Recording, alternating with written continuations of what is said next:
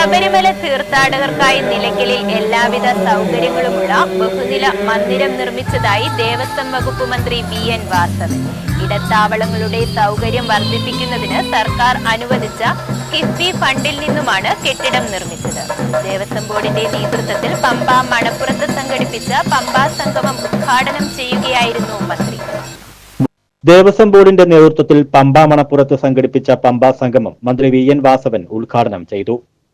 ചെലവ് കുറഞ്ഞ രൂപത്തിൽ കൂടുതൽ സുതാര്യമായ രൂപത്തിൽ മുമ്പെല്ലാം വളർപ്പെട്ട നേരെങ്കിലും തരത്തിൽ നമ്മൾ ഈ ക്ഷേത്ര സന്നിധിയിലോ അല്ലെങ്കിൽ സമീപപ്രദേശത്തോ ഒരനുബന്ധ പ്രവർത്തനങ്ങൾ നടക്കണമെങ്കിൽ അതിന് ടെണ്ടർ പിടിച്ച് കാലതാമസം വരുത്തി പല രൂപത്തിലുള്ള പഠനപാടുകൾ നടക്കുമ്പോഴെല്ലാം ഉണ്ടായിരുന്ന തെറ്റായ പ്രവണതകൾക്ക് വിരാമമിട്ട് എല്ലാം ഈ ടെണ്ടർ സമ്പ്രദായമായിരിക്കുന്നു.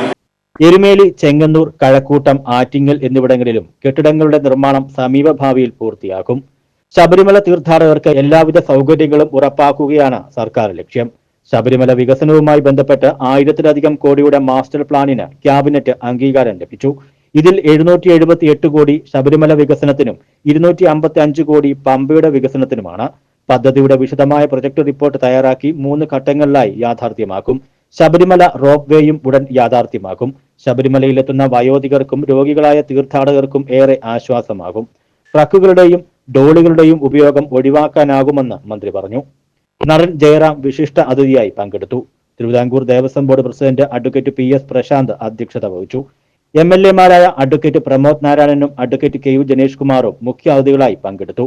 തിരുവിതാംകൂർ ദേവസ്വം ബോർഡ് മെമ്പർമാരായ advocate A. Ajikumar, G. Sundaresan, ആധ്യാത്മിക പ്രഭാഷകൻ ഡോക്ടർ അരവിന്ദ് സുബ്രഹ്മണ്യം, കാവാലം ശ്രീകുമാർ, സംസ്ഥാന സാക്ഷരതാ mission director doctor A.G. Oleena, Thiruvithamkoor Devaswom board സാംസ്കാരിക പുരാവസ്തു വിഭാഗം ഡയറക്ടർ R.